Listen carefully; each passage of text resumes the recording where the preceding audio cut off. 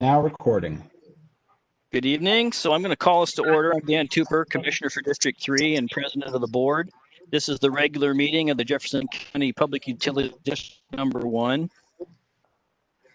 At this point, I would like to ask the commissioners for introductions to confirm we have a quorum.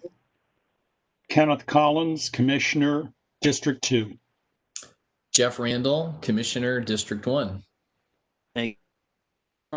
So per the governor's extended proclamation 2028, in response to the COVID-19 pandemic, Jefferson County PUD is no longer providing an in-person meeting room for meetings of the BOC. All meetings will be held remotely via WebEx until otherwise informed by the governor. All participants' audio will be muted upon entry. Please unmute at the appropriate time to speak by using *6 on your phone.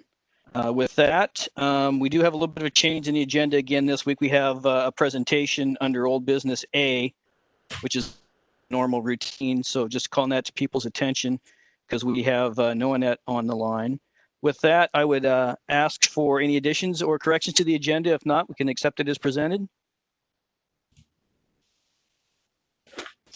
So I move we accept the agenda as presented. And I will second that. All right, moved and seconded. Any other discussion? Hearing none. All those in favor say aye. Aye. Aye. Aye. And I should state for the record, it is September 1st, Tuesday, September 1st, and it's 5:00 p.m. So with that, we will move on to Old Business A, 3.1, Noanette membership presentation and discussion. Kevin, do you want to do an introduction or? Yeah, less of an introduction, more of a thank you. As everyone knows, the PUD and Noanette has had a kind of a checkered past. I'm going to give Noanette a lot of credit for helping us through some hard patches. I think we are on a path that is very good for the PUD, and I hope it's good for Noanette also. We've come a lot of way. And I give Dave a lot of credit for at least sticking with us this long. I do support what he's trying to do, and his team has really helped us move forward in a significant way. So I would like to thank Dave and all of Noanette for their support and their help that they've given the PUD. Thank you.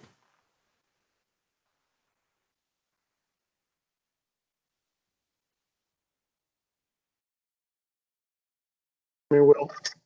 Thank you. Thanks, Kevin. Just unmuted. So Kevin sent out a list of questions that you had, just an informal presentation in the sense that I'd like to address some of your key topics here, but also informal in the sense that if you have questions as I go or particular topics in addition to what you've sent me, it's a great time to talk about it tonight. So I'll lead off. You asked some questions. I have some notes here. A brief history of Noanette. Start where we are today. How the percent of each PUD was assigned. Information on the potential bond, and associated with that is how the 10% allocation would work. So does that pretty much cover what you'd like to hear about tonight? Hey, Dave, this is Jeff. I had one more kind of question. If you could talk a little bit about how you see the business model for Noanette evolving. And maybe there wasn't really a business model when it began, but perhaps you could just talk about how you see it evolving over time and where you'd like to take it, because I think that's a big underpinning of what you're talking about. Don't assume we know these things. Okay, very good. I'll feed that into the first topic here, the brief history. Any other points, or should I just get going? Okay. So, we started 20 years ago. It's a little hard to believe. It was a pure startup, and we did have a business plan, believe it or not, and it was focused on the bridging the digital divide back then. And I think you all know the origin story. It was the PUDs were seeing the .com boom pass them by, and realizing their rural areas were in dire need of broadband, but they couldn't be digital islands. They had to interconnect. And right around that time, BPA was replacing their microwave with fiber, so it became a natural to form an interconnecting public utility called NOAANET to bring the internet out to these rural areas to give us a sense of a metro presence and unserved areas. So we started out with zero revenue, zero equity. Actually, this was 100% debt financing out of the get-go. I don't know if how many of you were back then, but Enron was manipulating the energy markets and causing all kinds of havoc. So there was a group of members that had money because they were selling into this sort of inflated market. They had generation. And then there was the group of sort of 100% BPAers, that were teetering on the verge of insolvency. So we decided collectively to 100% debt finance NOAANET. And you think about what the PUDs bring, it's that. I mean, that wouldn't have happened in the private sector, but because of the PUD's credit rating and their ability to issue debt, it made sense that back then the members would guarantee bonds that would fund NOAANET. It was $27 million to get NOAANET launched. Of course, by the time you add on interest, back then the interest was 7%. And so we ended up paying over the 15-year course of the bonds about $45 million. But at the time, it was a $27 million price tag to launch NOAANET. We launched it basically in the middle central part of the state, and then since then have advanced statewide.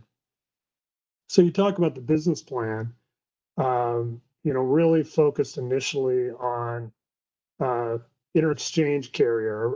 Our first customer was the largest carrier in the state, and they were sort of the ones that adopted us and became our, if you will, our anchor tenant, kind of a vote of confidence. It was challenging early on to get traction because PD Telecom, I mean, it just wasn't credible.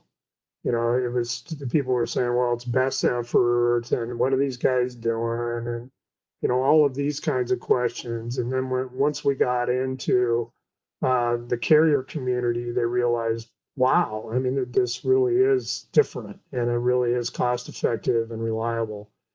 So from there, we went to the educational statewide, went to Quincy data centers, rolled out cell service, rolled out 911.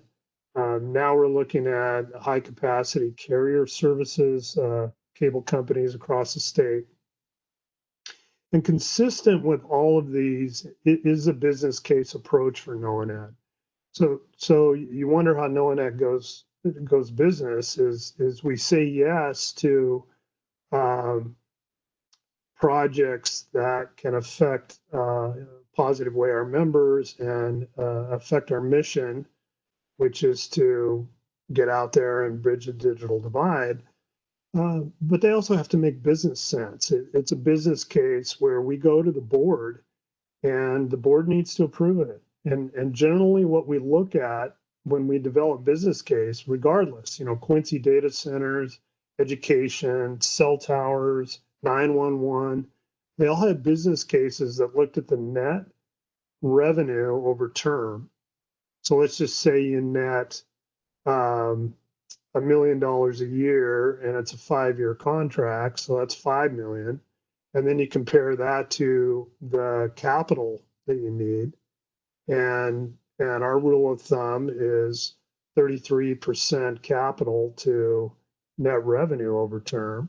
And if it meets those guidelines, and it's additionally, if it's strategic in some way, then the board gives us a thumbs up, and we go to traditionally the commercial banks. And we've done that with and without member guarantees through the years.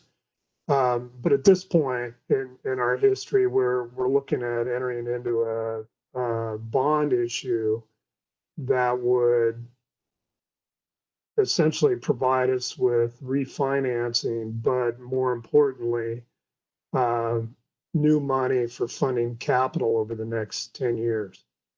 So knowing that just continues to grow, started at 0, now we're at 40 million.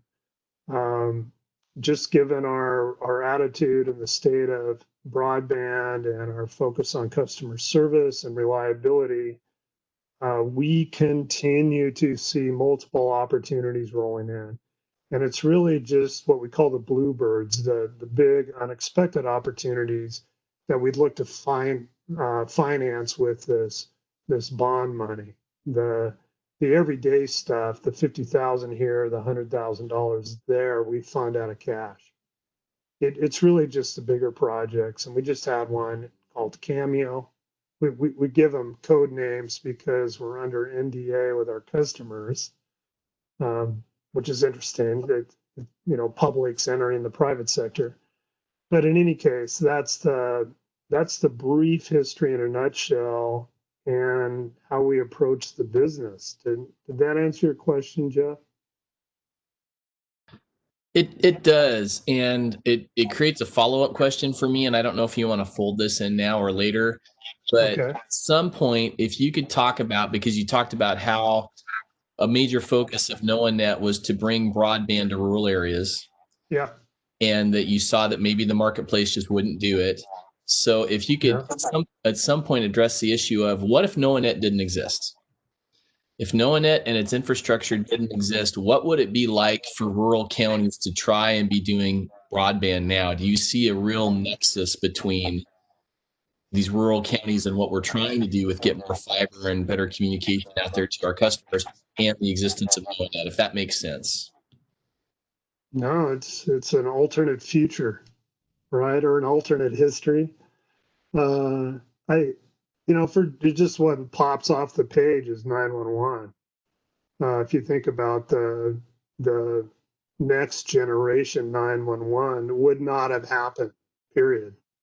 You know, you look at what is out there with our collective fiber networks and what we're able to do with tapping into next generation, meaning text 911, video 911, the capabilities they have if an area goes down to shuttle calls somewhere else, just the extent of the reliability with this truly would not have happened without knowing that and without the members, frankly.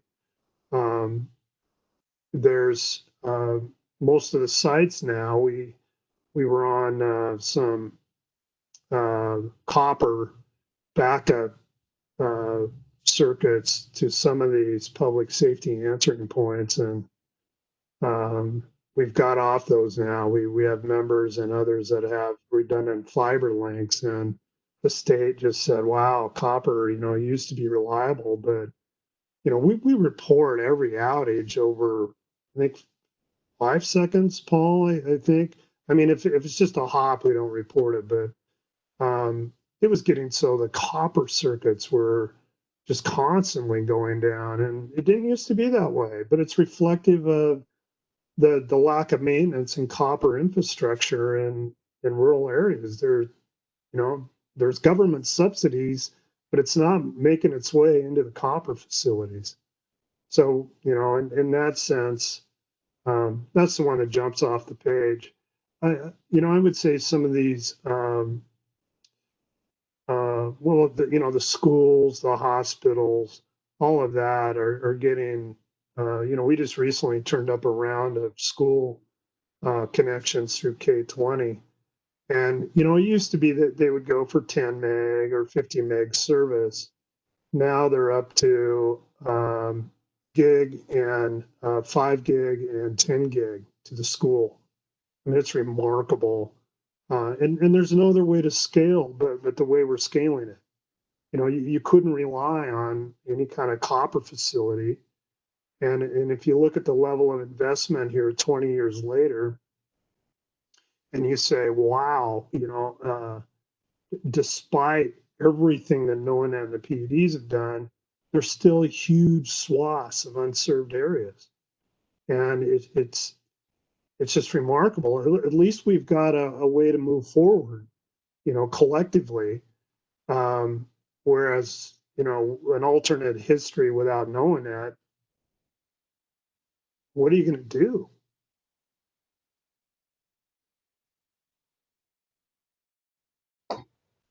Dave, I wonder if you could talk a little bit about the 911 system in terms of reliability and how that contrasts with the previous system operator.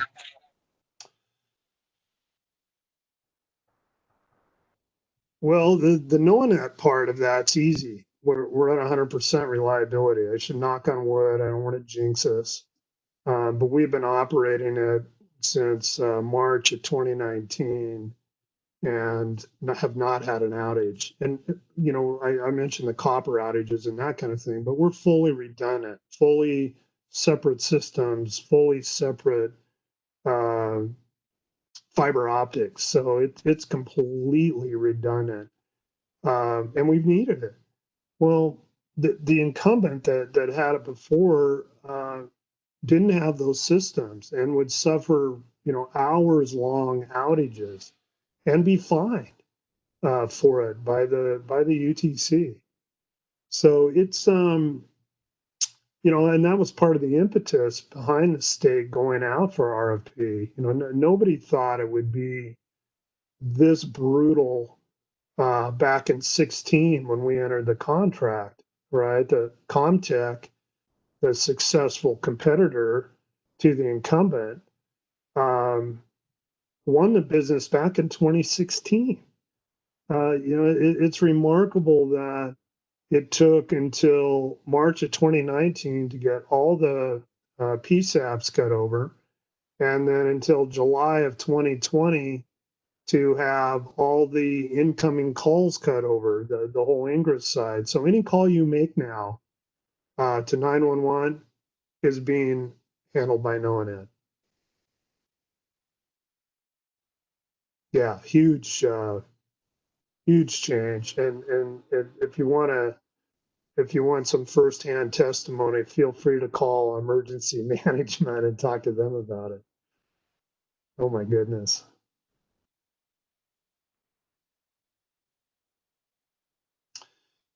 So one of the questions you had was how are the percent ownership? How was that handled originally? And you know, maybe you've heard this and maybe you haven't. I know Ken heard it today on a call we had earlier. But back in the day when we were doing, you know, forming NOAA and doing the bonds, ownership was based on meters.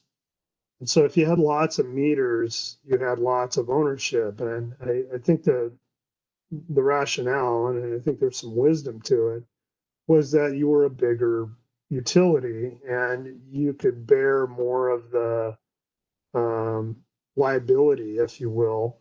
You know, I'll also bear the reward, but certainly on the risk reward equation, those with more meters had a chance to have potentially more financial resources to have a higher ownership position in knowing it.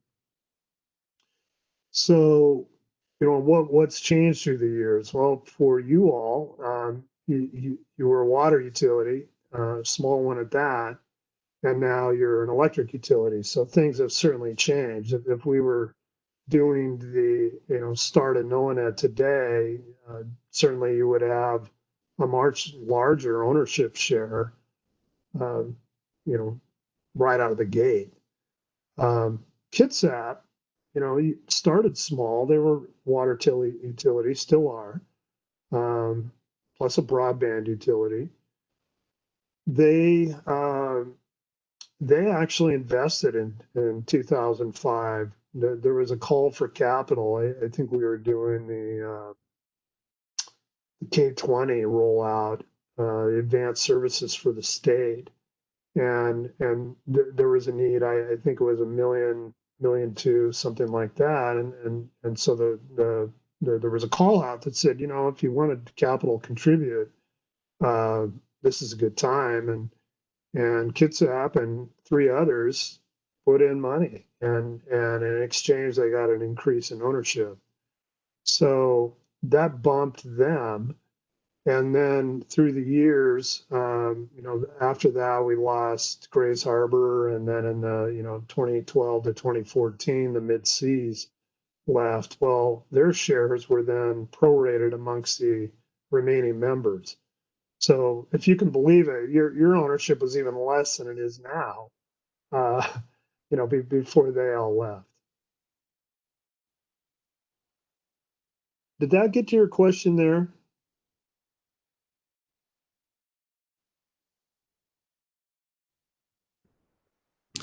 I'd say yes. And could you talk a little bit about the Grays Harbor and the mid-seas leaving, if that doesn't open up a Pandora's box of a super long story? If you could maybe talk about that just a little bit. And how did that transaction work? How does someone leave Noanet? Great questions. If I get too long-winded, feel free to cut me off. So I'll try to keep it short. So Grays Harbor was interesting because back in 2005, there was a need for Noanet to form its own network operating center. Back in 04, and really since the start of Noanet, we were piggybacking off Grant PUD's knock. And Grant gave us notice that they were no longer going to support Noanet. So Noanet was faced with the task of determining whether we were going to create our own 24/7 network operations center or whether we were going to go out to the private sector. Well, about that time, Grays had one of their businesses locally going into the call center business. I think they really wanted Noanet to go that route. I think there was some philosophical disagreements. Noanet felt that having our own network operating center was critical to the future of the business. And I would echo that today in hindsight, but at the time it was kind of a pitched battle, and members can leave. They can leave without liability in that sense, and it's been a little challenging with the commercial banks that without guarantees, if a member were to up and leave,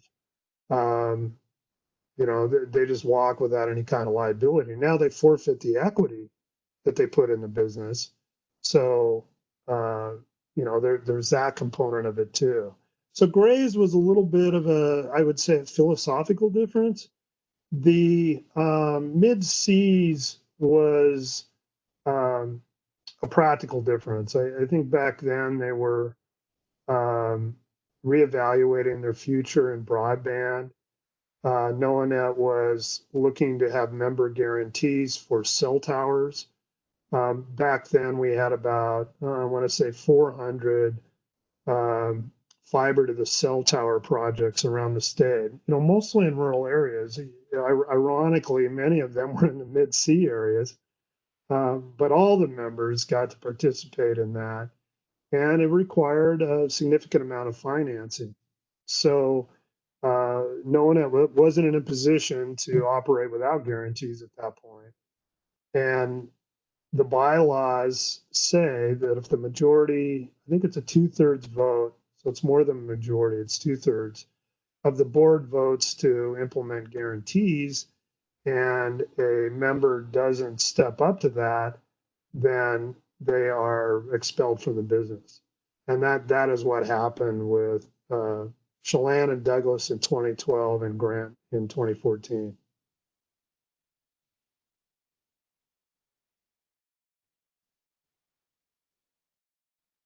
Dave, can you guys hear me out there? Yeah, What kind of communications or collaboration do you have with Russ Elliott at the State Office of Broadband? great question. A good one. It's been interesting lately. You know, we all did the drive-in Wi-Fi, which was a huge hit, right? I mean, that was a significant piece of work, and congrats to you all. I know you're helping us out, Kevin, on with the Ho tribe, you know, and trying to get something to work out there. They're also looking at some lower satellite technology. Building off that, currently the big push is for student connectivity, and how can that work? So student connectivity really has to get over three hurdles. The accessibility, which is that can they even get broadband, and a lot of students can't. And affordability, which is they can get it, but it costs too much. And then the third one is adoptability. Do they even know how to use the computer and the internet and learn, you know, in that type of environment? So the state recently launched what they call a digital equity task force, and Russ is on that. We're on that. Some legislators are on it. Emergency management is on it. Governor's office is on it. And that task force recently came back to NOAANED and WATEC, you know, the state technology group, and said, you guys lead the effort. And so just Monday, Mike Hanson on our staff was given a leadership role in looking at how to most effectively spend CARES money, you know, the CARES Act, and the money is assigned to OSPI in addressing these three key areas: accessibility, affordability, and adoptability. So Russ has been working with us very closely on that, Dan, and we've got a great working relationship with him on these issues. Is some reason you ask in particular?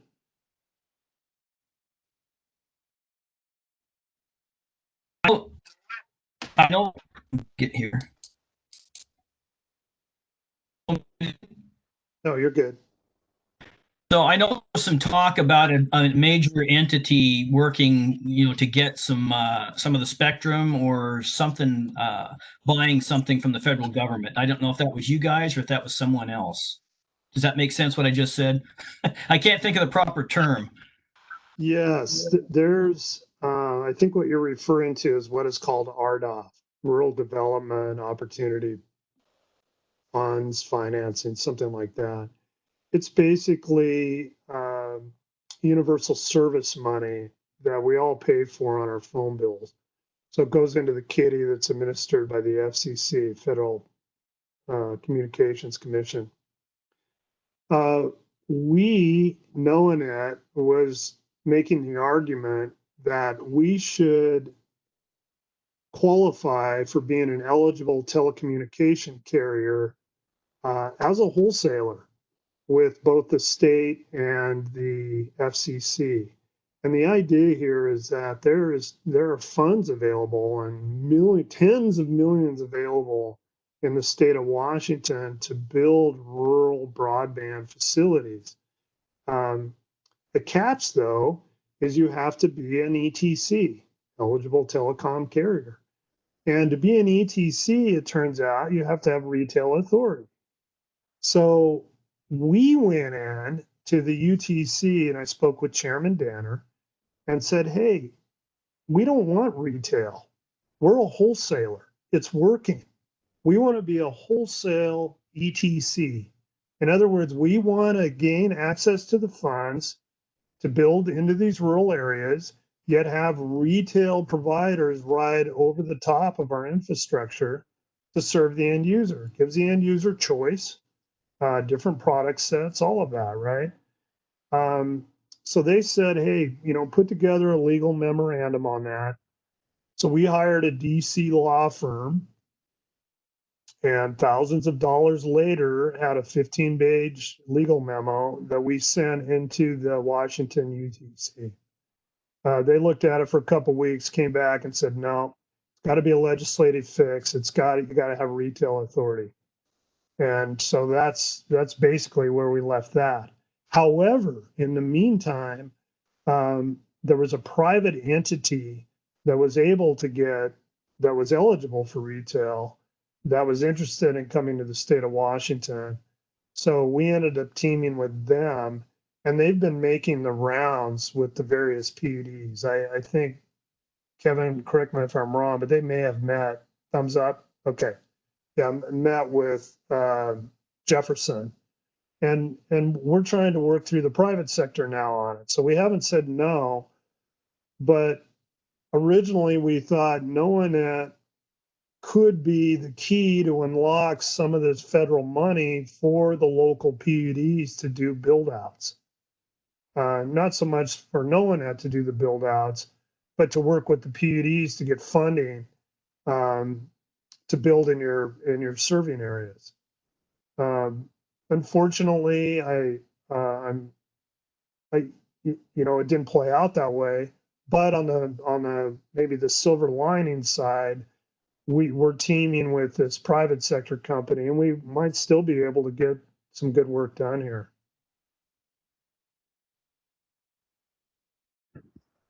So Dave, that scenario you're just talking about, the teaming with the private sector company to, I know this is a little bit off base for you, but it's an opportunity for PUDs to work with an organization like that does have retail authority, and they potentially do have access to some of these federal funds for building infrastructure that would then serve the customers of a PUD. Is that correct? Correct.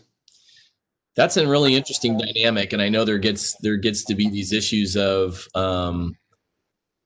protection of information, and as you were mentioning, kind of contracts not revealing who's behind it. And I know our staff, our staff has been involved in that, and we've kind of haven't been because of some of these issues. But I guess that's one of the frustrating parts. We're trying to make public policy. We're trying to serve our customers. Meanwhile, we've got little things embedded in the law and attached to money like that says things like retail authority. Well, as soon as you have retail authority, then you've got somebody who basically wants a monopoly, and now you've got contract provisions that can't be disclosed, and it's no longer something that can be discussed publicly. So that's a frustration for me, but at the same time, I want to understand the opportunity so that we as a PUD can perhaps engage in things that might help, again, our customers get better service, even if it is working with potentially one retail provider. No, good point.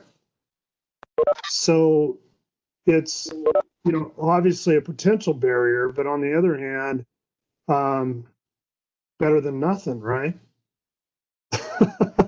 I mean, really, we're going to plan B. That's our plan B. And, and if we can make something work, and, the story's not written on it, it could be that they adopt a wholesale, model at the end of the day. The FCC has very specific requirements.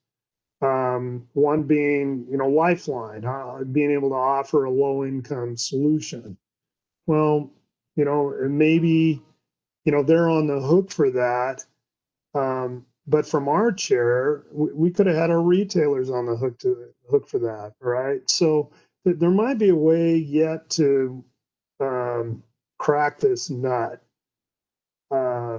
But the prohibitions on authority don't make our life any easier here in the state. And I think there's some momentum now between the COVID and this RDOF funding that people are really starting to look at retail authority, not just for PUDs, but all publics, ports, small cities. Larger cities have it, which is ironic, right? Because the large cities are the ones that have the Comcast and the CenturyLinks and everything. It's the small cities that don't have it, and it's the PUDs that don't have it. And yet we're the ones sitting in the areas that have the greatest number of unserved businesses and residences. So a little irony there. I don't think it's lost on the legislature. I think there's a number of members of the House and Senate that are seriously trying to tackle broadband problem. And of course, members aren't everywhere in the state. Right? Our members aren't, but PUDs aren't everywhere. Ports aren't everywhere. You know, we see it as a collective effort. It really is going to take everybody, you know, the locals stepping up, the private stepping up to get this thing figured out.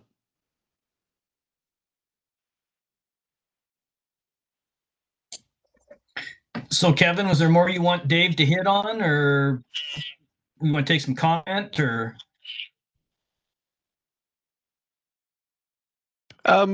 Dave, do you want to go to the 10% real quick, or you just want to? Yeah, I can. We can touch on the bonds real quick. And in fact, Paul, can you just say a few words, kind of brief them on how we're thinking about the bonds, and then I'll talk about the 10%. Yeah, we're looking at issuing member guaranteed taxable bonds totaling $25 million. There's going to be two separate bonds within that issue. The first one is the $12 million for refinancing. That's our current debt that we have with mainly Washington Trust and a little bit with members. The reason why we're breaking them out is we have separate term payments. That first $12 million will be a 5-year term payment, and that matches what we are currently have with Washington Trust. And the second part of that would be a $10 million bond repaid in 10 years, and that would be for future capital. Whether that capital is driven opportunities, cash matching with state and federal grants, accelerating pension payments funding maybe, or reducing cost of goods sold and minimizing our operating risk. So there's two separate bonds out there. What else? For that second portion of the 10 million, there's been a concern about how that money would be appropriated and controlled. So that money is going to rest in a reserve account, and it's only approved by the board to be spent. So everything we do for that $10 million is a business case opportunity that we bring to the board to be approved before any funds get released. And then last is we had Annette Creekpalm from Mason 3 PUD. She's been in touch with every member's finance staff to give them a frequently asked question list. There's 10 of them on there. And the biggest one, obviously, the first one is always, will this show up as a liability on our utility? And that answer is no. So all your finance people should have that from Annette, but if anybody needs it from either Dave or I, we can certainly forward that on. So I think that's the main things, Dave. Any questions? And Ken heard this today. We had a board workshop talking about this, that NOAANET has one member, one vote. And that's been in place since 2015. After the last C left, the board revamped the voting structure. It used to be that we had only 7 board members, and they would vote based on their percentage ownership. Well, in 2015, it was certainly an all for one for all mentality, where each member got one vote and each member was on the board. And so we expanded the board to 10. Well, the feeling now is that there's a lot of momentum to do this bonding. It gets us out of the cycle with the banks. You know, every time NOAANET has a success-driven opportunity, then we're going to the banks, or recently we went to the members for loans. And in this way, we just have the money parked, as Paul said, in a restricted account that's at, and then the staff would bring a business case to the board, and the board would approve whether to use that or not. You know, does the business case work? Is it strategic? What have you? And the current feeling is moving forward that the members would like everybody to have an equal stake in that. So you get one member, one vote, everybody has a seat on the board, and everybody has 10% guarantee on this bond financing. Now that doesn't mean 10% ownership. The 10% guarantee is a just memorialized in a repayment agreement, much like we did the member loan. Ownership, as Ken heard today, is a little more difficult process involving the bylaws and that kind of thing. It also involves 10% ownership would involve probably some kind of capital exchange. Ken was trying to drill down on how much the members would charge that had more than 10% to get to 10%, but nobody was ready for that conversation. Nobody had set a price, or even if there is a price. So the bottom line is that to move the bonds forward, they see it as a step in the right direction, that one member, one vote, 10 members, 10% each.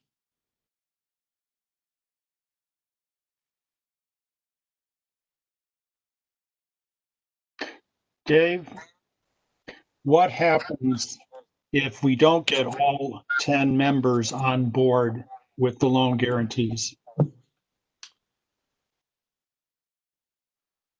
Well, we heard it today from Don, our attorney, sat in on the workshop today.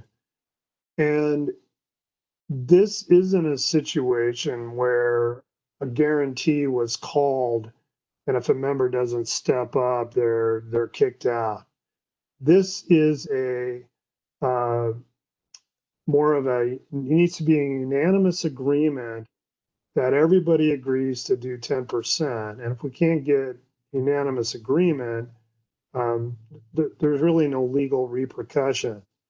Now, what Don was suggesting today, that if somebody wasn't comfortable going to 10, and maybe, you know, a member with, let's say 6%, you know, felt like, well, shoot, you know, going to 10 is too much, or, you know, given the current state of our PUD, it's not tenable or something like that.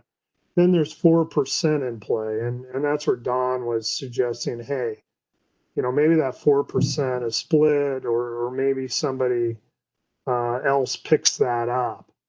But the bottom line being, if it was unanimous, then we can proceed. If it's not unanimous, and you know we can't get to a negotiated distribution of percentages, then it would have to be a bylaw fix, which would probably be a multi-month process. You know, we're hoping to be able to get this decided on here in September and get on with the bonds, because the bonds are currently, with member guarantees, at 1.8%, you know, which is remarkable. You know, who knows into 2021 what's going to happen on that. So there's a bit of a sense of urgency there. Did that help, Ken? All right. Did that get to what you were looking for, Kevin? Okay. Good. Hey, Dave, this is Joel. I've got a commissioner. Is it okay if I ask a question? Yeah, go ahead, Joel. Thank you. So it sounds like the deal is 10% guarantee of the debt, and that will save for a later day this question of equity and how that plays out. Because and that I assume the structure of NOAANET allows that equity and payouts don't necessarily have to match each other. Is that right? So, assuming all good things, right? And cash starts flowing and there's some opportunity for distributions. Are the distributions tied to your equity stake? Correct. So whatever Jefferson County PUD's equity is, that is, so if there's a distribution of $100,000 and I don't know what our share is, 2%, 1%, 4%, something like that, that would be the basis. 0.5%. 0.5%. So at some point, it just seems that, and I don't want to throw a wrench into anything, but it just seems for purposes of the PUD's thinking that, we want to think about what our share is, because if we're going to go in for 10% of the guarantee, our upside is limited by our equity, it sounds like. Good point. And really I think maybe it was Benton that said it best today, that in 2015, it was all the members get a seat at the table. It's one member, one vote. So in that sense, you have a bit of outsized power in governance. True. Right? Because the way it was before, you really had none. And then in 2020, they're looking at this 10% guarantee, and then conceivably the next step then is to get the equity figured out. And I understand that. I really do. If you're going to take the risk, you want the potential reward on the back end. Thanks. Yeah. So is there some more content here from NoAnet, Kevin, or do you want to have staff ask any questions, or? I think as staff, there may be a question I don't know. I do know Mike Bailey Mike and Lori have met with Annette. I believe all the commissioners got the frequently asked question sheet. So I appreciate Dave and Paul being here. Thank you very much. Kevin, this all comes back though to this issue of, hey, Jefferson PUD, are you willing to go up to this 10% backing the guarantee? And I mean, I think this is our opportunity, is it not, to ask questions that relate to that? Oh, this is the opportunity. Okay, so if we are, and Joel kind of poked at the topic a little bit, and I'd encourage Joel to chime in a little bit more about, hey, commissioners, have you thought about this? This would be a good point to ask that question, because at some point, no one that's going to be, Ken's going to be at the table. No one that's going to be asking us the question, can we go ahead with this? Do we have consensus on this? And Jefferson is the one that's got to do the big jump up in guarantee. And I'm just kind of wondering, okay, what other questions do we have? What other questions, Joel, should we be asking? Well, I guess it seems to me pretty straightforward that the 10% guarantee is the cap of your risk. In other words, whatever that bond issue is, you would own 10% of that. And, I think, I guess, if this were just a straight out investment, we would want a little more definition, I think, on, what's it going to take, do you want to invest more, right? I mean, dollars are dear. What does that look like? Do we think, what Dave and his team have put together is worth your investment, right? And will it help you do what you need to do, both on a dollar sense, but this is a public utility, so it's also, how are you going to benefit your members and customers out there, and new customers? So you want to look at that, and I guess you just can't look at it like a pure investment, because if it were a pure investment, I'd want to know, what's it going to take to get from 0.5% to 10%? You know, how much equity, how much cash are we going to have to put in? And what is the, you know, what is the business case showing your return? And I don't know how crucial that is right now. You know, it seems to me there's some, you know, other operating opportunities for you to take a look at. So on the, you know, just sort of the brass tacks, you know, dollars, cents type discussion, I don't know. One, I don't think we can answer that. I don't think we have any information from NOAANET at this point about what it would take to increase your investment if you want it, if you're concerned about a return on the guarantee. On the other hand, it's just a guarantee. I mean, it might cost you nothing, right? I mean, it probably won't. I mean, NOAANET has a 20-year track record. You know, they're dealing with the biggest companies in our state. They have a tremendous success case here. So, you know, there's that piece as well. It just seems like that's not a lot of risk. So maybe the equity piece is unimportant. So that's sort of what's rumbling around in my brain.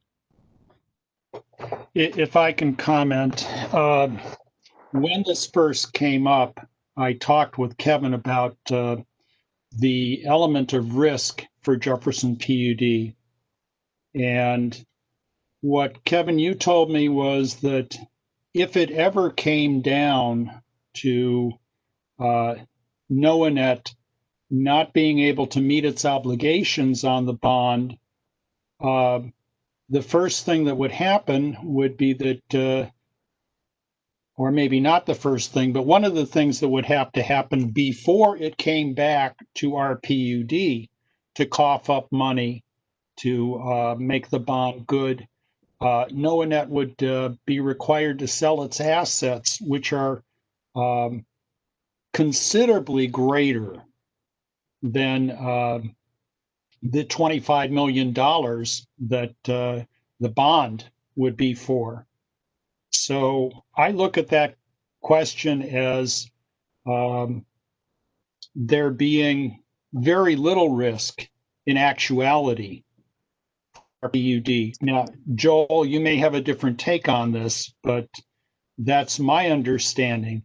And it's a totally separate question as to whether Jefferson PUD wants to increase its equity share in NOAANET up to 10%. Now, granted, if NOAANET were even more successful than it is and was able to have a distribution of profit among its members, then I think there would be something significant at stake for our PUD, and it's a question we have to ask ourselves as to whether we want to make that kind of investment. Now, up to this point, NOAANET hasn't had that kind of distribution. So, Dave, if you want to comment on the likelihood of that taking place anytime soon, I'd welcome your response. But at this point, I think unless there's considerable pressure from the other member PUDs, I think we probably want to shelve that question to a future date. Yeah, I would agree. I mean, if you're an organization that's got a bunch of debt, doing a big distribution doesn't seem like the two go together. The question I have, Dave, is when you guys do your accounting and you adjust for depreciation, annual depreciation of your asset, what roughly is the valuation that you guys put in your accounting for NOAANET's assets, your capital assets?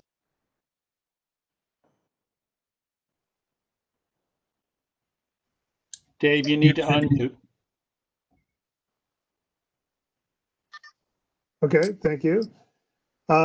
Book value of assets, 82 million, something like that. And that's just book value, right? That isn't taking NOAANET to the market. I must say I get approached multiple times a year from private investors looking at this network, and it's certainly north of 80 million. Well, that was my other question. It's like rather than a distribution, it seems like the actual sale of the asset would be a possibility. If all these mergers and different things, would the public entities ever decide, hey, we want out of this, let's cash out of this thing? And I think that's perhaps the more likely scenario, at least in the near term. But that helps me understand the issue better. If what we're talking about is a guarantee of 25 million at 10%, our stake in that would be 2.5 million of potential liability until the thing is paid off, and the asset is worth at least 80 million. Is that kind of the end of the discussion? And do we believe in the mission of NOAANET, and do we want to have NOAANET continue what it's doing? I mean, to me, those are the issues, the questions. Plus the fact is that when you're looking at 1.8% interest rates, that's just unbelievable. And if you're talking about a refi, that means that's obviously bringing down your operating costs every year. So that right there, I think, just strengthens NOAANET's balance sheet immensely. So right, and that's the other point. It's not just taking on this increased liability of this new debt. It's, well, what's your current situation? Your current situation is you're paying at interest rates that are in excess of what we're talking about. And it's interesting. I was really appreciative, Dave, of you covering the history of why NOAANET exists, who is in, who is out, how that changed things over time, the voting structure, where you're looking at going with it over time. Because I think ultimately that's the question for Jefferson PUD and our ratepayers. We're not being asked to kick in money now. We're being asked to, another little gut check, step up and sign on the dotted line that we're okay with a share of responsibility for this new debt. But the bigger question is do we believe in where NOAANET's going? Do we think it has long-term benefits for our customers and customers like ours in other jurisdictions? And do we feel like if NOAANET isn't there doing these things, that no one's going to be there doing these things? And this is the kind of stuff that we want to help continue to happen. So again, those are the issues for me. And this has been extremely helpful in understanding something that's pretty doggone complex. Thank you.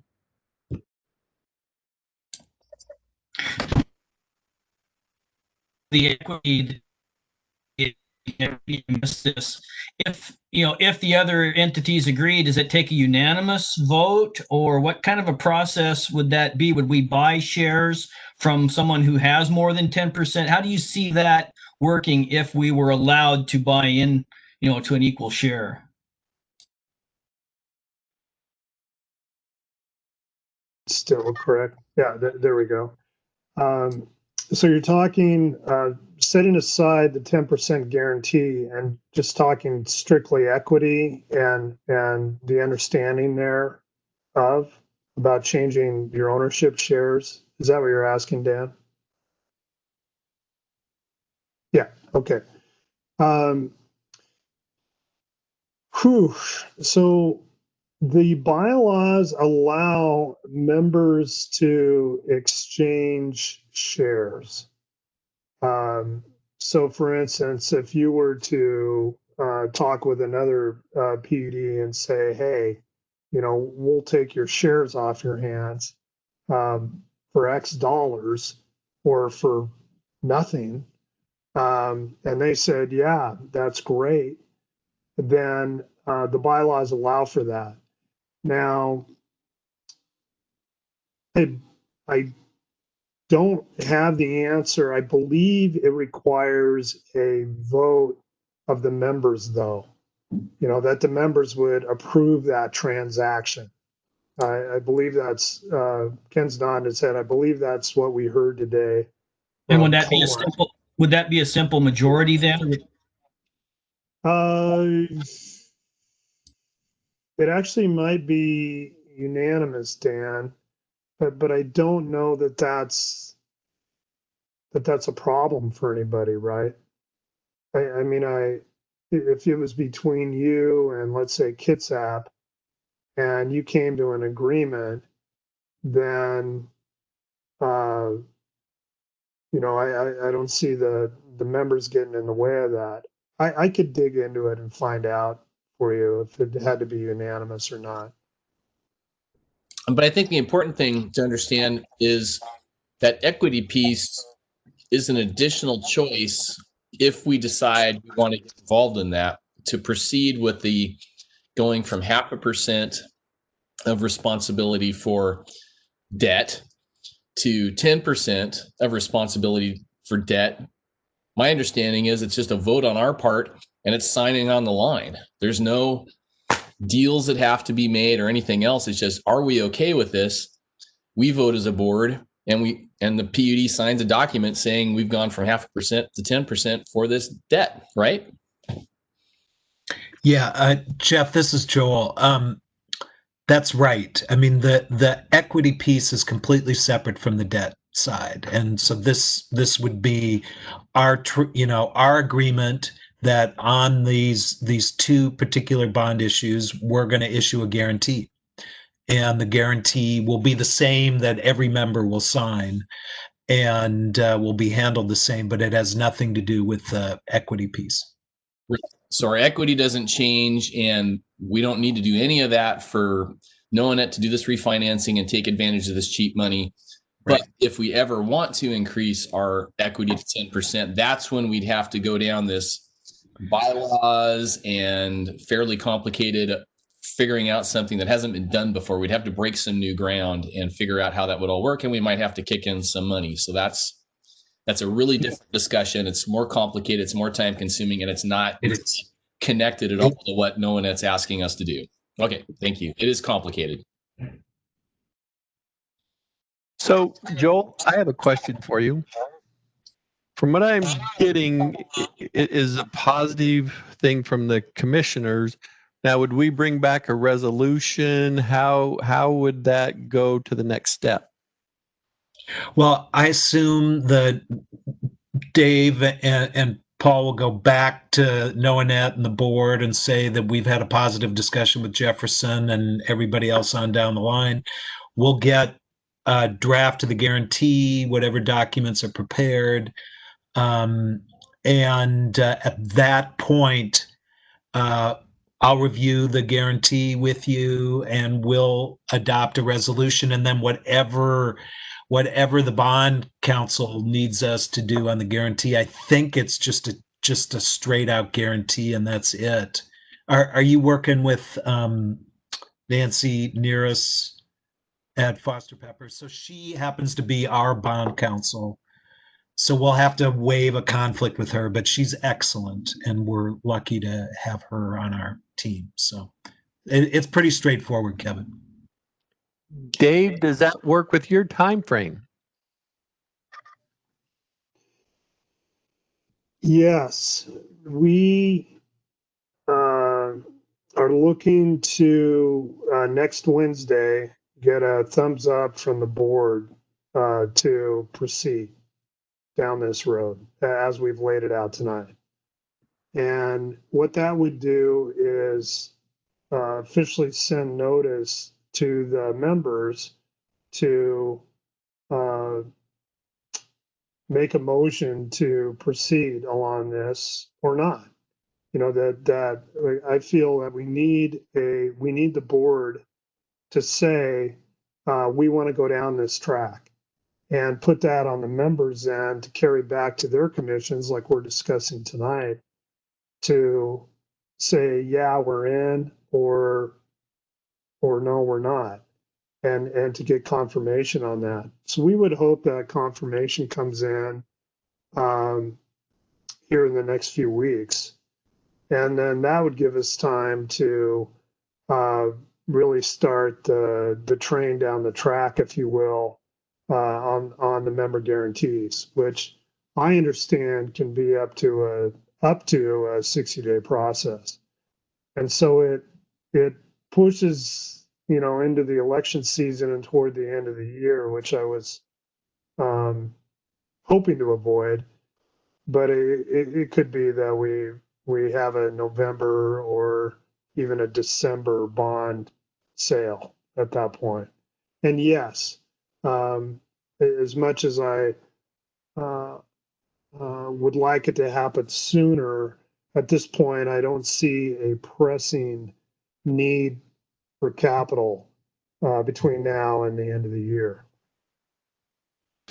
So since we have this on our agenda as presentation / discussion, and since I'm presuming that Ken would be there as a board member as this conversation is happening at NOAANET, and because we're one of the organizations that would be doing the biggest jump in percentage, and we need consensus basically to have this thing go through, I think it would be worth just the commissioners at this time saying, what do we think? We can have some discussion now. What do each of us think? Are we okay with it, or in general, or do we have a problem with it? Or more questions? Great. And I'll just start from what I'm hearing. I think, this to me lines up with why Jefferson PUD is doing what we're doing. I think the values and the mission of NOAANET overlaps with that. It seems like it is a low risk endeavor based on the value of NOAANET and what we're being asked to do. We've actually already put money into a prior loan agreement, and I think I'm comfortable with this. If I can add, I view NOAANET as a strategic partner of Jefferson PUD, and I'm comfortable that our agreeing to 10% of the potential liability is really quite low risk. But if it helps support NOAANET, which I think it will, I think it'll make NOAANET more financially viable. I look forward to our working more closely with NOAANET in order to draw on their resources and be able to expand internet access within Jefferson County. So that's my position.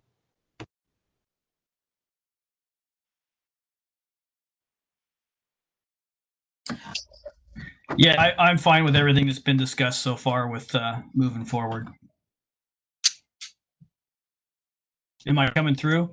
Yep, you did. And I think I've lost my video. I can't get my video back, but it looks like the audio is still working. Yeah, we can hear you, Dan. And I think this has been a really good use of our time, because this is a very complicated subject, because it's interrelated to everything that NOAANET's been doing over time, and it's talking about our future relationship with NOAANET. And I really appreciate staff reaching out to Dave and his staff, and Dave, you coming and doing this presentation. I think we've chewed through things pretty quickly, and hopefully this will let Ken represent us at the board meeting and hopefully have those discussions go as quickly as possible. Thank you all. Very, very much appreciate the support and the conversation. So, anytime. Thanks, Dave. Nice job. So before we lose, any other questions? Anybody *6 if you want to get in, if there's any pressing questions. Thank you, Dave.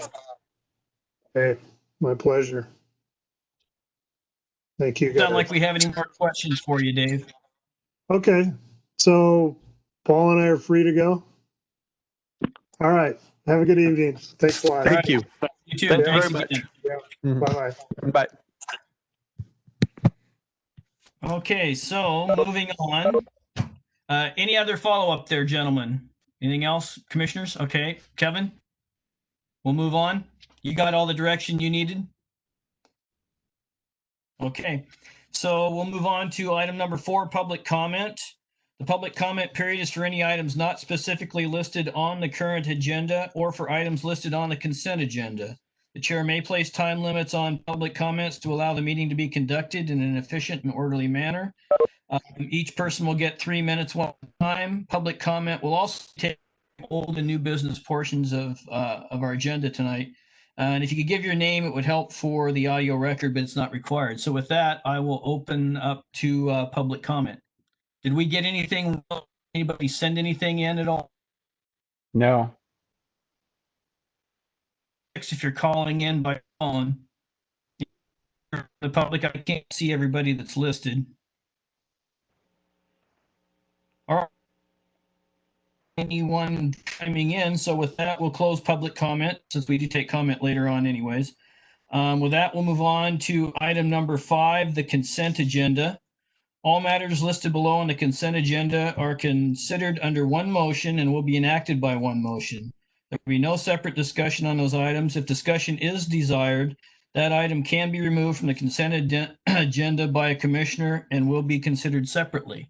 So with that, is there any additions or corrections to the consent agenda? I have one item that I'd like to discuss, which is item 5.5. So do we need to pull that off? Yes. So that's the interlocal agreement with Jeffcom, Ken? Correct. Okay, thank you. So we'll pull that off and put it under old business 7.2. Is that it, Ken? Are you okay with everything else?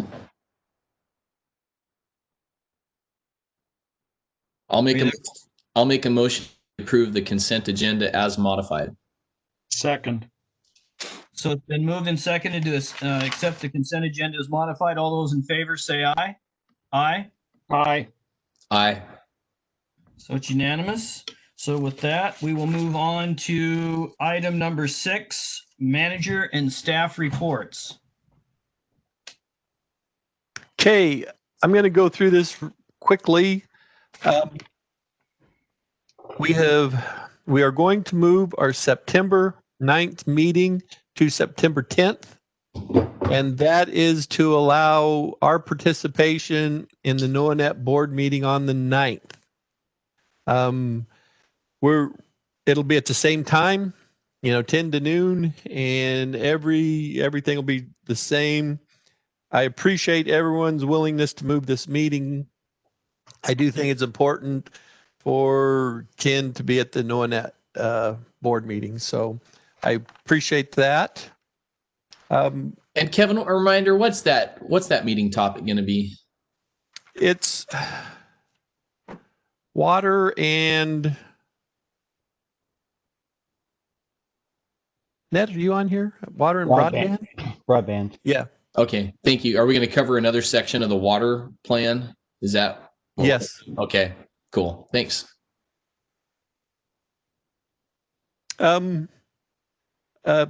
We have 2 agreements that are going to come to the board shortly. Joel's contract has expired, and we're going to bring a new contract for Joel to the board for approval. And then we have been working with the port for some engineering services and also to do some things over our existing fiber network. So there'll be an agreement.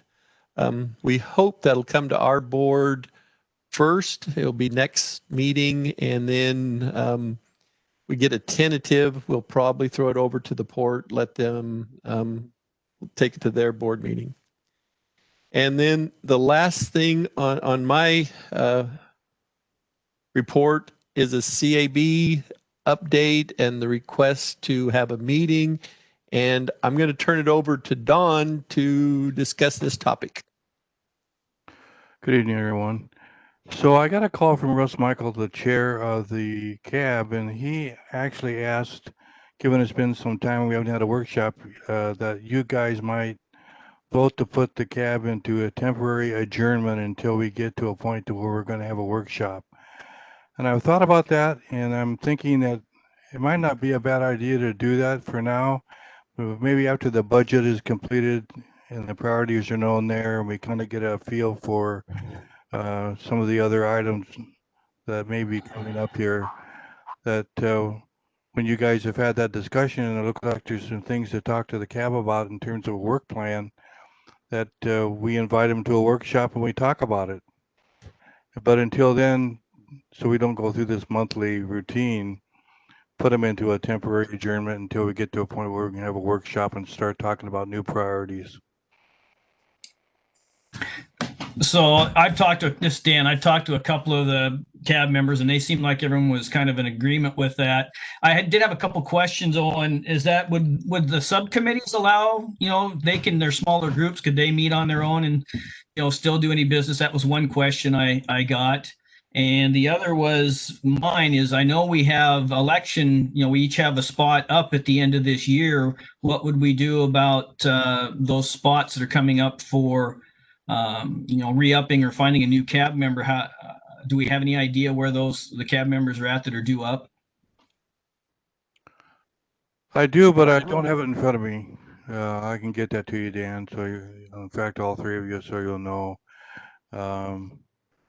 The subcommittees can meet whenever they like, a virtual meeting if they want, but I think there hasn't been really anything going on because it's been a while. The priorities have shifted. We're in a new world from the last time we met, so it's probably time before they start digging into subjects again to make sure that we're often in the right direction. Don, do we have a sense for when, or Don and or Kevin, do we have a sense for when we might have information and then want to brief the cab? Could we put a time frame on it? Well, Kevin, we've got a couple things that we're working on here. You can chime in. We've got the budget, of course, and we've got the rate study going on, and certainly there'll be some new priorities for broadband. So those might be some of the areas that you guys might or might not decide that the cab can play a role for you. So basically, probably like first quarter of 2021 is what we're talking about. That would be my guess. Okay. So would this require a resolution of sorts, or is this something we just, get a consensus and say we're going to adjourn them, or what's the process? Sounds like it might be a motion. Joel?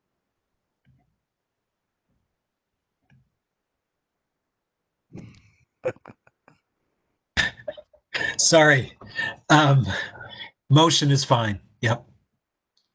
So, okay. Well, is there any more discussion? Anybody want to say anything else? Otherwise, I'll make a motion. Go ahead, Jeff. Well, I guess we can have the motion, then we can have discussion if there is any. So I'll just move that we notify the cab that we're going to put them in temporary adjournment until sometime in the first quarter of 2021 due to COVID and other priorities. Second. So it's been ended. Is there any further discussion? Anybody that's on board from the cab, if you want to comment before we pass that, this would be your chance. Hello? Go ahead, Jeff. Go ahead, Jessica. Okay, great. Yeah, this is Jessica, and I'm the vice chair of the cab.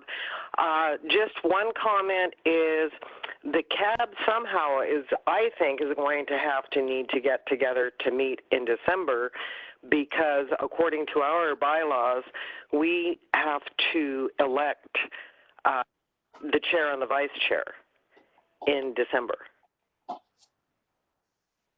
And so that's a concern.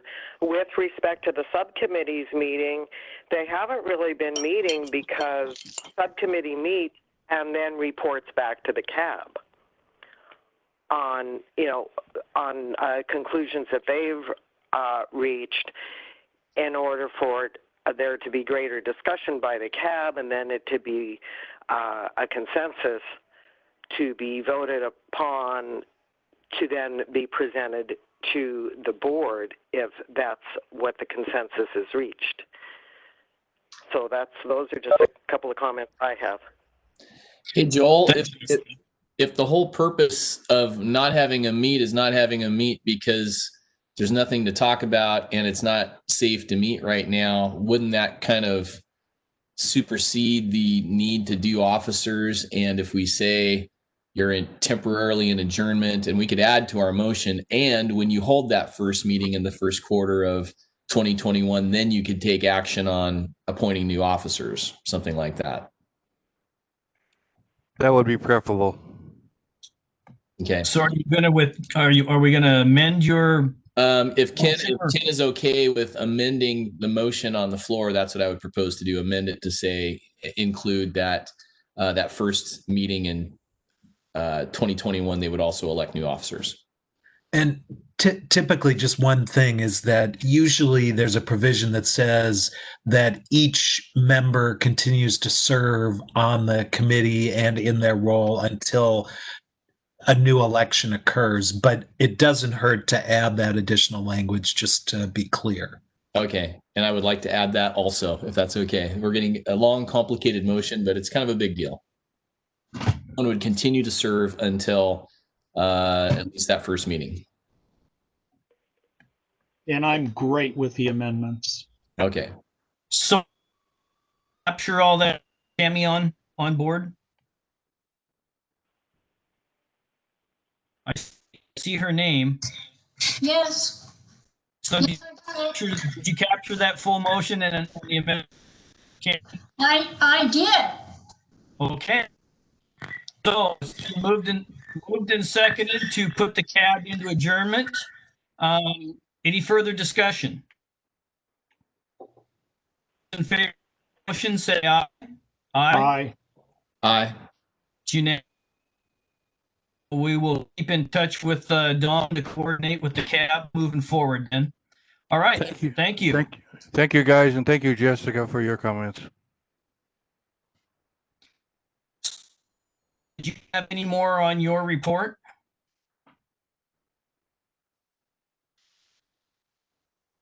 No, I'm good, Dan.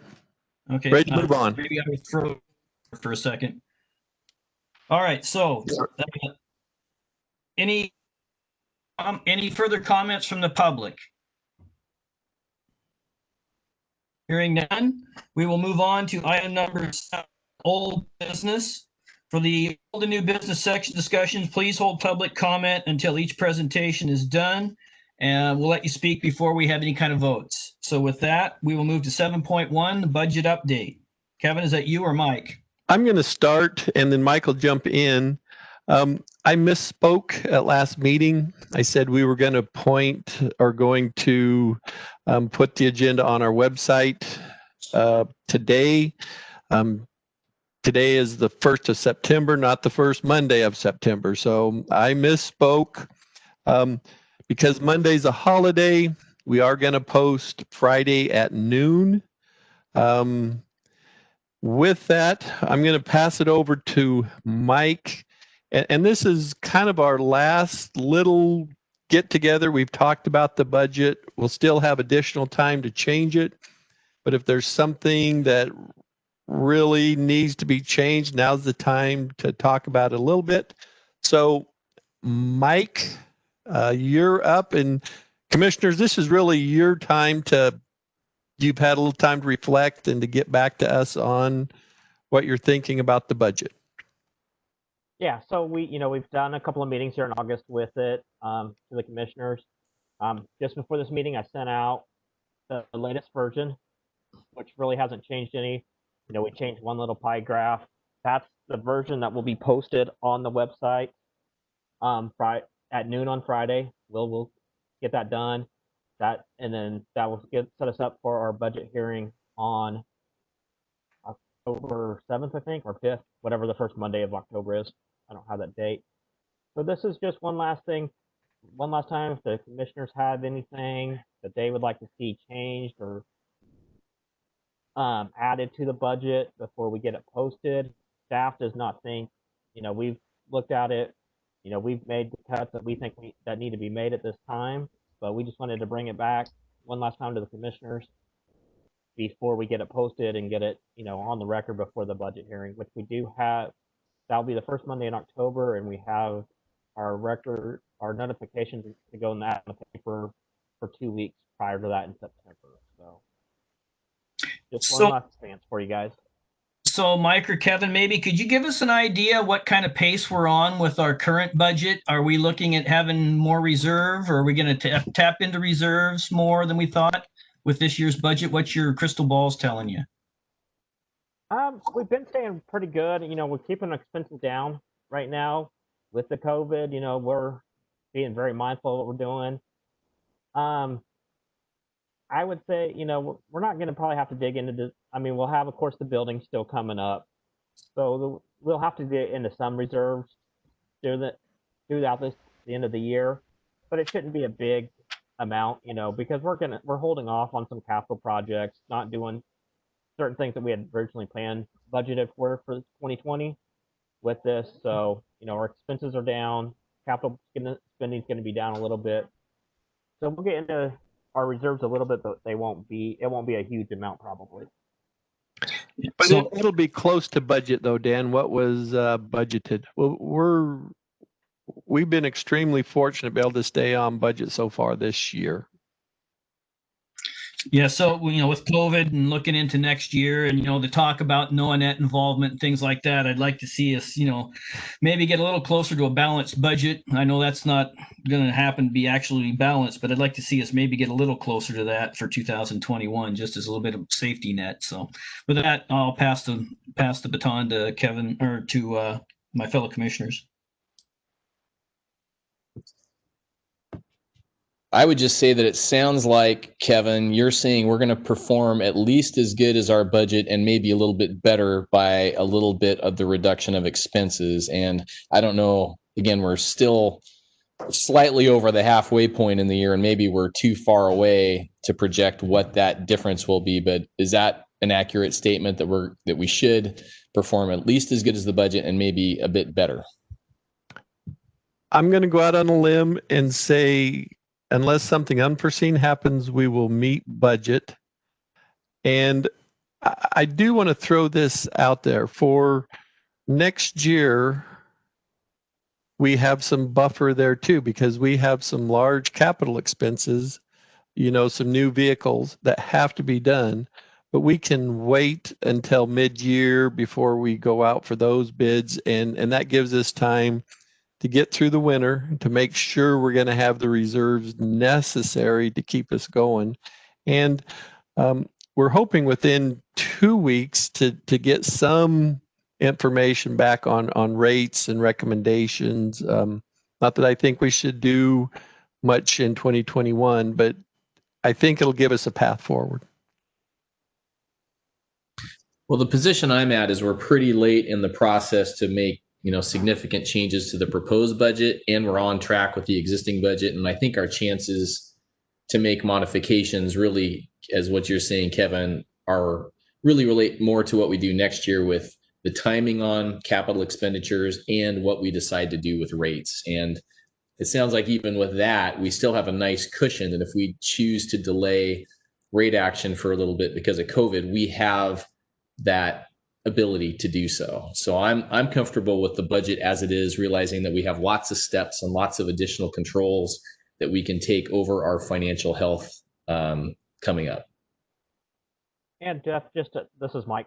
We can adjust the budget, and before it's finally approved. We have to have an approved budget by the end of November. This is just the preliminary budget that we're given. We'll have opportunities to adjust it, to change it before it's finally approved. So correct. So that clarification, I'm okay with this as a preliminary budget that we put out there to the public. I'm comfortable with it. And I'm also fine with the preliminary budget, knowing that we can make adjustments, and also not taking action on rates until we're really on the other side of the coronavirus pandemic.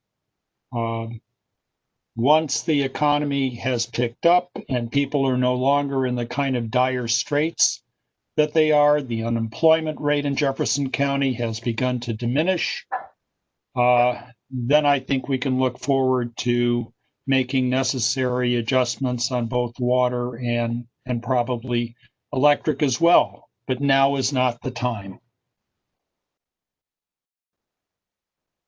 Okay, we'll go with the preliminary budget as it was last presented and as you guys received it today.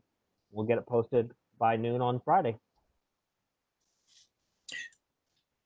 So Kevin, anything from you on that, or is that the extent of the budget update? Extent of the budget update, we're going to move forward. Okay, so with that, I'll open up any public comment on that particular item for the budget update. Any public comment or staff comment even? You see anything, Will? How many phone ins do we have, Will? Just for my FYI. None right now. The ones Okay. that were on have left. Jessica's right. still on, actually. Sorry, Jessica. All right. Thanks, Will. All right, so with that, we will move on to item 7.2, which is the resolution 20-017, the interlocal agreement with Jeffcom that we pulled off of the consent agenda. Ken? So I want to go right to the interlocal agreement itself. And I'm looking at the second paragraph under services, number 2. And what it's a minor point, but I did not understand in terms of the language being inconsistent, that it starts off, each party may request a service from the other in writing, and then the word must is used following that. And there's some ambiguity when you say may, because it really reads like each party, in fact, must request in writing a service. So that's the change that I would suggest to make it consistent with the other language and be consistent in meaning.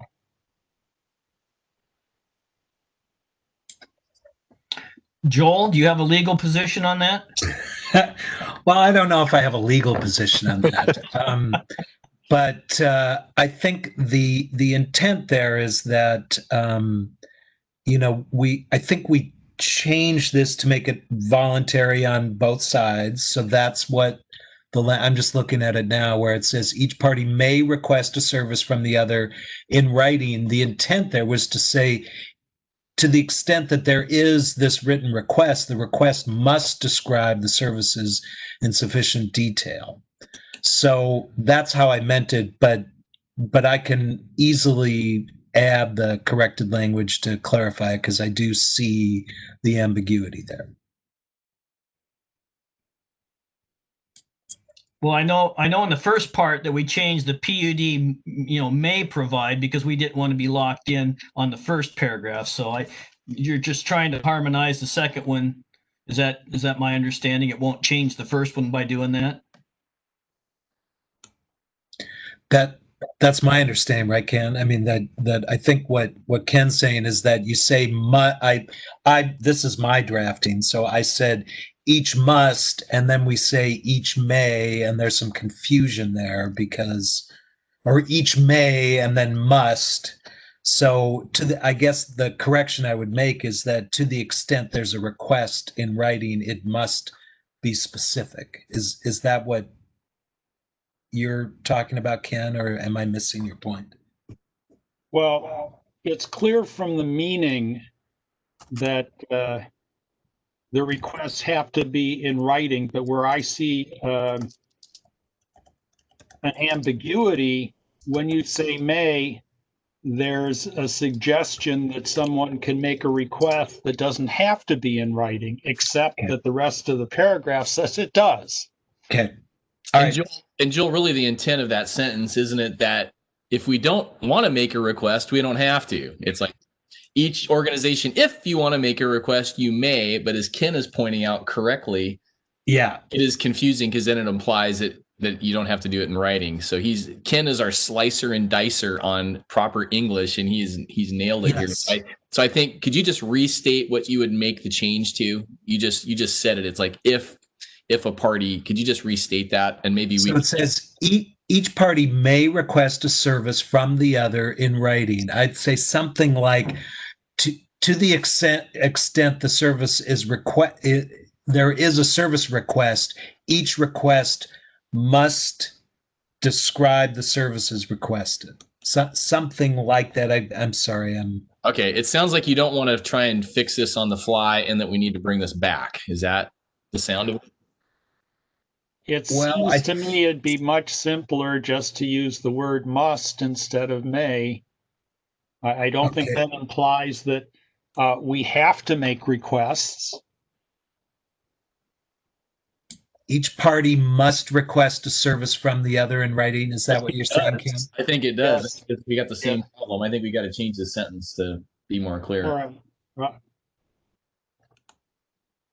Each party may. I think I understand. Each party requesting a service from the other must do so in writing. Sure. How does that sound? Each party requesting. Hang on.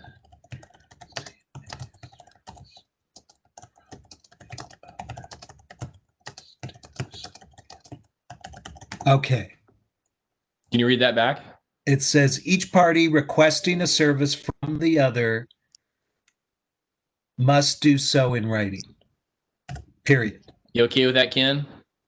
I'm fine with that. And then it would say each then I think we should say each written request. Well, no, each request must describe the service. I think it works from then on. Yeah. I think so too. Is that your only change, Ken? That's it. Okay, I'm okay with that change. Yeah, I'd like to accept it as we've amended it here and push this on through. I agree. So I'll move that we. Well, I guess do we have any other questions before we make a motion? If not, I'll move that we adopt by resolution the interlocal agreement with Jefferson Communications 911 as modified. Period. Second. So do we need to add the resolution number to this motion?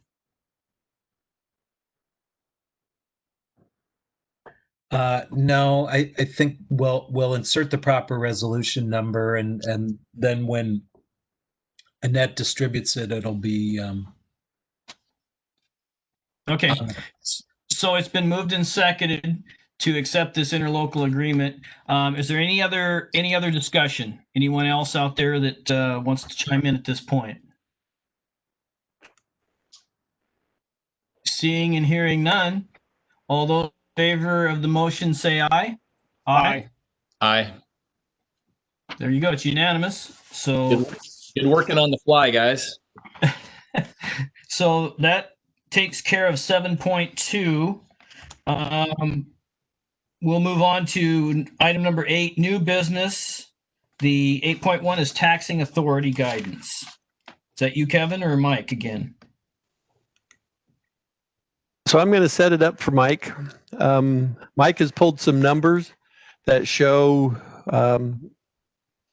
if we stay the same as last year, if we took the whole reserve, staff's recommendation is to keep everything the same as last year, bank our capacity again, and not increase this tax.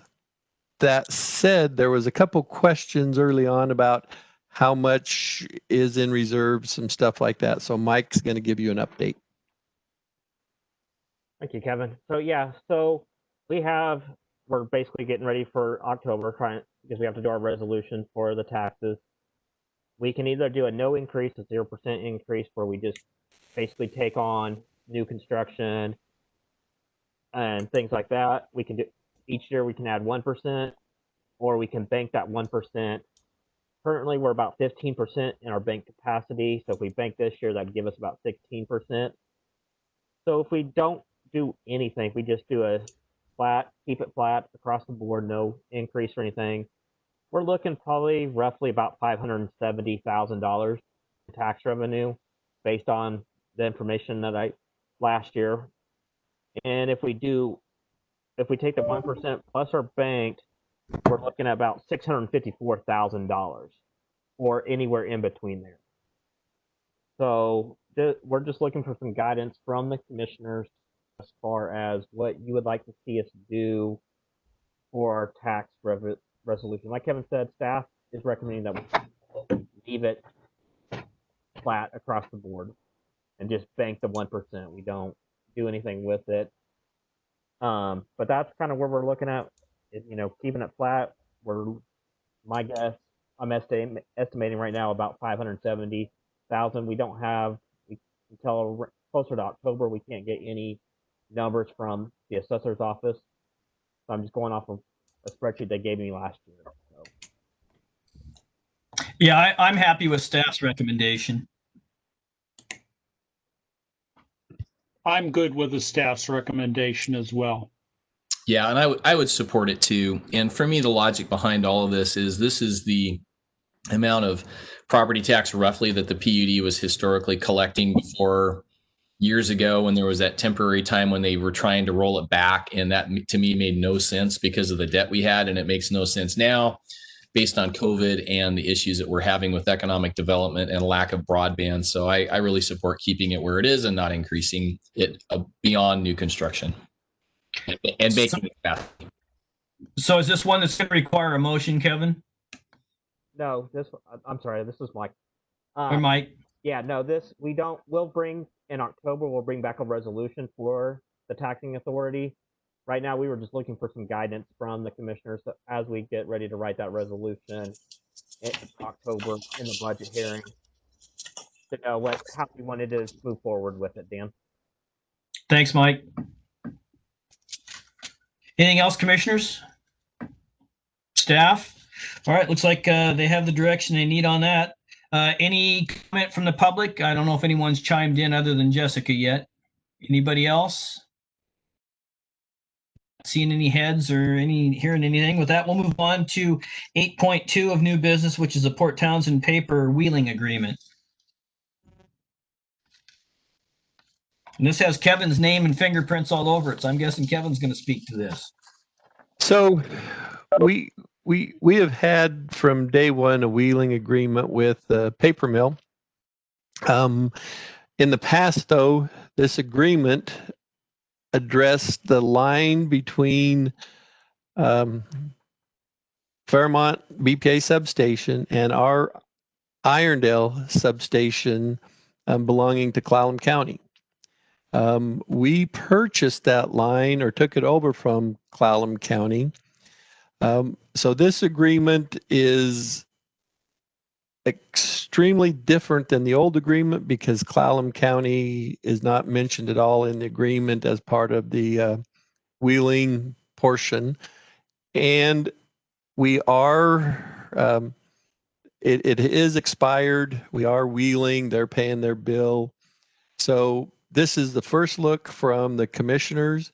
We have sent it to the paper mill. And when we talk about it at board meetings, we do have to notify the mill that we are in discussion with the board about their charges.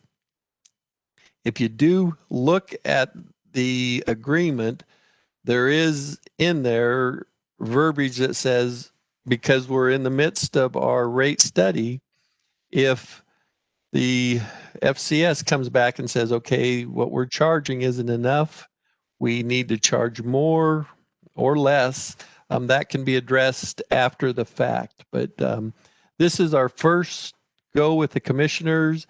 Is there any questions? We'll bring it back again next meeting in old business. So if you have questions this meeting, I may be able to answer. I may have to do a little research. I have a question. Under the section that says agreement in the first paragraph, purpose of agreement, I'm a little confused because does the power flow from Fairmont directly to the paper mill, or does that flow from Fairmont to Irondale and then to the paper mill? So it goes two different ownerships of line, Ken. The PUD we own from Fairmont Substation to Irondale. And then the mill actually owns from Irondale Substation to the mill.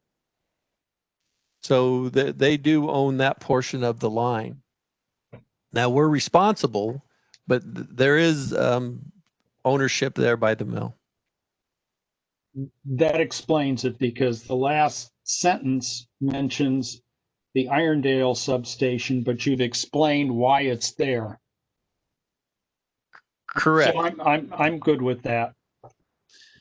Kevin, I had a question. So you say that the references to Clallam PUD were taken out of the agreement because we now own the line that they previously owned. When they were a part of this agreement, did they receive any compensation for their involvement in it? No. Okay. Well, let me take that back. When we took over, no, they did not get any compensation unless they did work. And even the PUD, if we do work for the mill, we do get compensated. We haven't for about 2 years. Okay. And then there's that provision in there that where there is a wheeling, I think it's covering the wheeling payment, the roughly $4,000 per month. Is that correct? Is that what that's covering, or is that something else? That's staff time. That's to send out the bill. We do a true up. Colton has a little time there at the substation occasionally. Like I say, 2 years ago is a lot. Lately, we've not done much, but Okay. that's where that 4,000 comes It's from. gotten easier for us to administer. And then I guess for me, it's a question of timing. So if we're modifying this agreement now, why are we modifying it now and not waiting until after the rate study's done and we just modify it to include any changes in the rates? What's the issue with the timing now? Because it bothers me that it's expired. Oh, it's expired.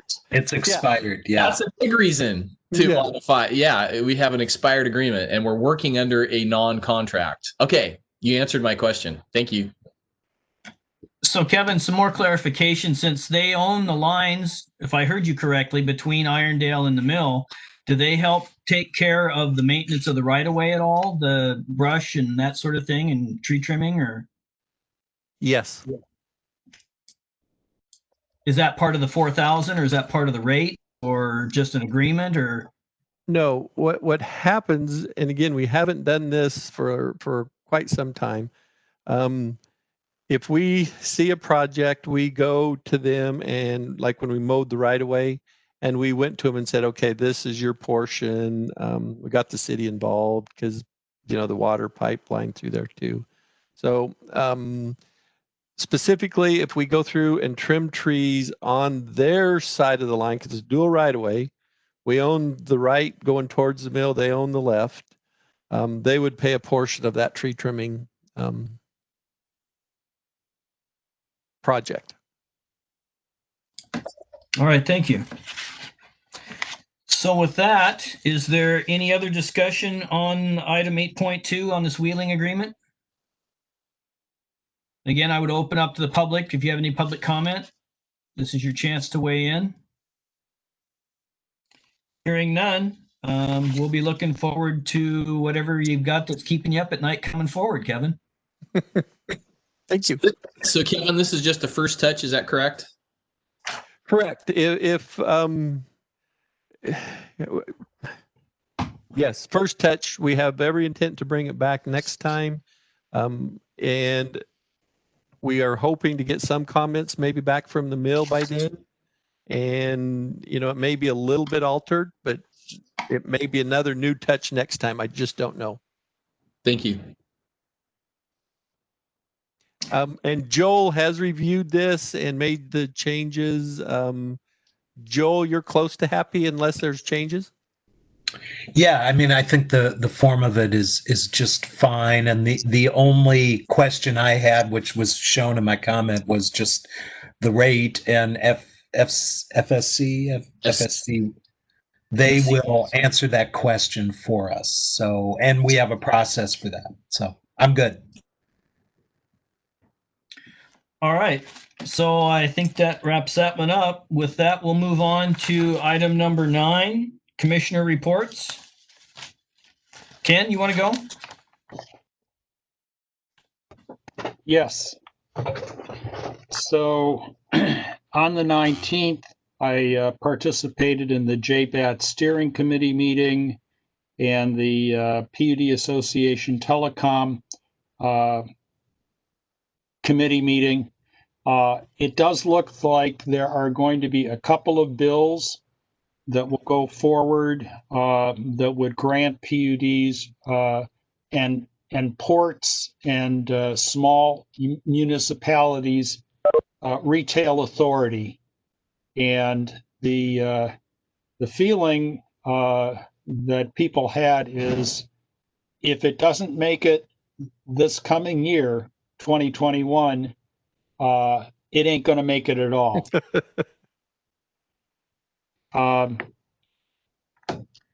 So the regular JBAT meeting was on the 21st. I participated in that. Talked to Kevin on the 24th. Attended our budget meeting on the 25th. Talked with Gary Nelson, who's on the JBAT steering committee on the 27th, on the 28th. Participated in the steering committee meeting for JBAT. Talked to Kevin on the 31st. Earlier today, participated in the NOAANET workshop having to do with the future of NOAANET. And ordinarily, I'd give you a lot of background, but you heard it directly from the horse's mouth. On the 2nd and the 3rd, I'll be listening in on the PPC meetings. There's a regular JBAT meeting on the 4th that I'll participate in. Then the NOAANET board meeting on the 9th. And Kevin, I appreciate your moving the meeting that we had scheduled for water and broadband to the next day, so we can both take part in that meeting. And let's see, the 11th will be another JBAT steering committee meeting, and that's my report. Other than that, I'm not doing anything.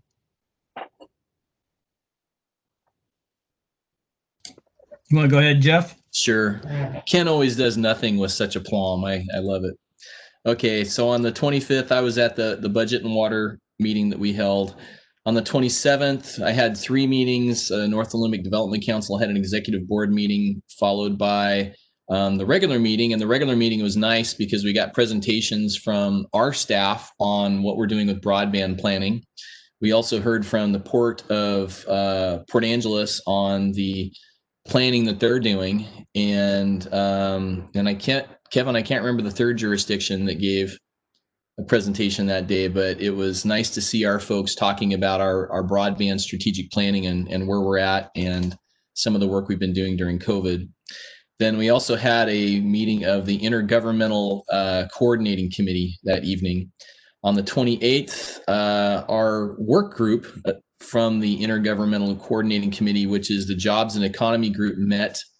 And we're going to be meeting again tomorrow, and we're going to be bringing forward a number of recommendations to the county commissioners on requests for CARES Act COVID funding. And the county has come forward with, I think it's approximately $340,000 additional dollars, something like that, of CARES Act funding that they're planning to distribute based on the recommendations that they receive from those groups. I'm going to try and be present for some of the PPC meetings on the 2nd and 3rd.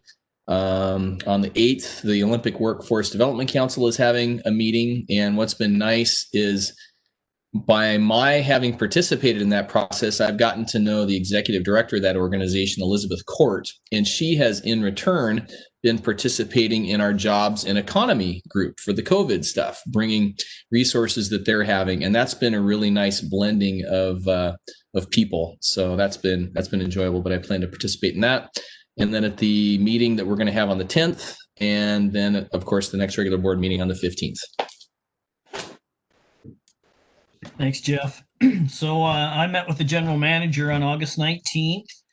On August 25th, I also took part in the PD budget discussion. Great job by staff, Samantha Harper and Bill Graham and HDR Engineering. It's good to see that water plan finally coming to fruition here. So, because we really need to try and get our hands on as much funding for water and sewer as we can. And that's a big step towards being able to do those kinds of things. So it's really good to see that coming along. I'm looking forward to hearing to the second part of that. Later that day, I also listened in on the Hadlock Sewer Work Group meeting. They're working on, the county is trying to get a $10 million economic development grant. It was a pretty short window, and they're working at really trying to pull a bunch of things together to make that happen. So we'll see what happens with that, if that project can keep moving forward. On the 27th, I listened to the monthly JeffCom meeting. JeffCom signing a 3-year contract to supply emergency 911 service to the Ho tribe. So I'm sure Noanet probably, I think Dave mentioned that a little bit. And I know we've had our guys out there doing a couple things. So it's good to see that the east side's helping the west side out, so to speak. They're also extending their agreement with Ted Krasinski for another 90 days as their interim director. They're still going to try and go out to do a job search for an executive director for JeffCom. What else? And they're also in their budget cycle. And I did tell them that we had this resolution coming their way for the interlocal. So I think Ted will be looking forward to seeing that and seeing what we can do to help each other out there. Also, I'm going to attend the PPC Council or Public Power Council Zoom meetings on September 2nd and 3rd. I'm going to do the PD WebEx special meeting on it's the 10th now, correct? We changed that to the 10th, not the 9th. So then I'll be meeting with Manager Street on the 11th. I think that bumped me to the 11th with that. And I'm going to attend the East Jefferson Fire and Rescue Fire Chiefs meeting on September 14th if they have their meeting. I haven't talked to Brad Martin to see what's going on with that yet. And I'll also be attending the Waputa Zoom meetings September 16th, 17th, and 18th. And that's my report. So anything else? Any questions? Anything from staff? I don't know what happened to my video, but at least the audio's still working. So I'll take what I can get. I made a whole meeting without losing everything. So that's a good sign. The headset. And you look great. The headset thing, I got to play with that some more. It worked before the meeting started, but then once the meeting got going, it didn't seem to want to work quite right. So with that, anything else for the good of the order? So I guess it is what time? 6:56. With that, I will put us into adjournment. Thank you. Good job, everybody. Thanks, everyone. Thanks, everyone. Appreciate it.